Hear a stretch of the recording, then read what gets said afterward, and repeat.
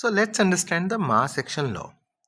Mass action law says in semiconductor, it says that the number of electrons and the number of holes, the product of them, the electrons and holes product, will always be equal to a constant number.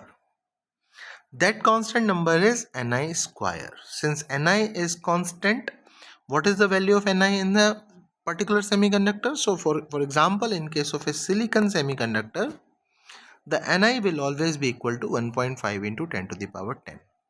Doesn't matter how many number of electrons or how many dopant atoms you put into the semiconductor, this product N into P is always going to be a constant number. If it is so, if it is true, then that means if you are going to increase N, the P is going to decrease definitely, because if the multiplication of N and P is always equal to a constant number, definitely if you are going to increase N, the P has to decrease. Okay, so how to use this formula? इस formula को use कैसे करना है? Let's understand that. So Np equal to Ni square is always used to find out the number of electrons or number of holes in the semiconductor. So suppose you know the doping. Suppose you know that the semiconductor is doped with trivalent impurity. Let's say Na. Na is given. Na, that means let's say Na is some Na per centimeter cube. So we know that the every dopant atom generates one holes. So normally the number of holes will be equal to the number of dopant atoms.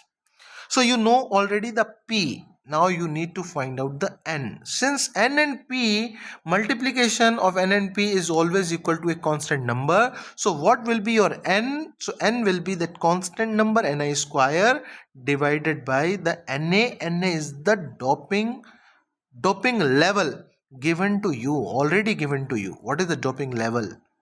What is the semiconductor doping level? So if Nd is the doping level, meaning you are doing a pentavalent impurity, then the number is given to you. Let's say that number is Nd. So definitely N will become Nd, because every dopant atom is creating one electron. So what will be the P? The P will be the constant number Ni square divided by Nd. Let's take an example. Before going to the example, let's understand this.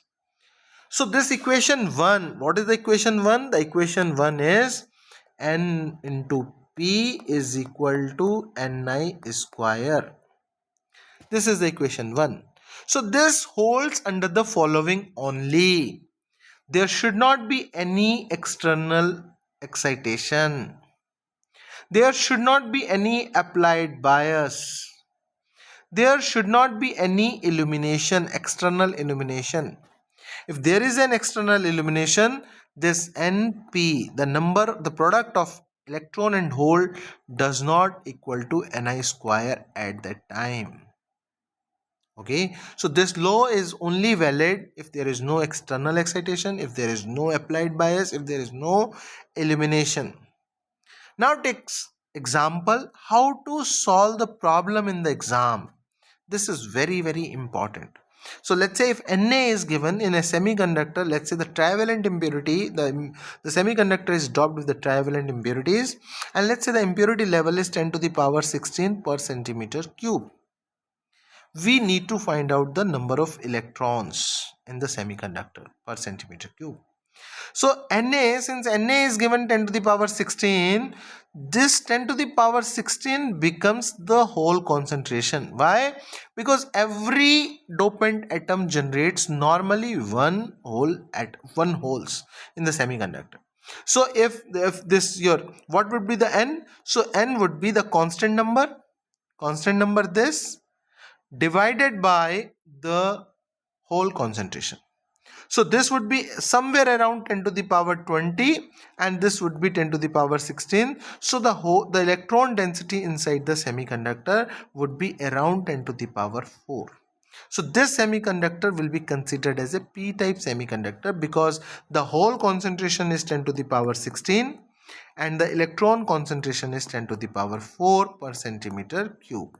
So the electrons are in minority, the holes are in majority, so definitely this semiconductor will be called as a p-type semiconductor. So we have seen the mass action law for semiconductor, how to use it, when it is valid and when it is not valid. Thank you.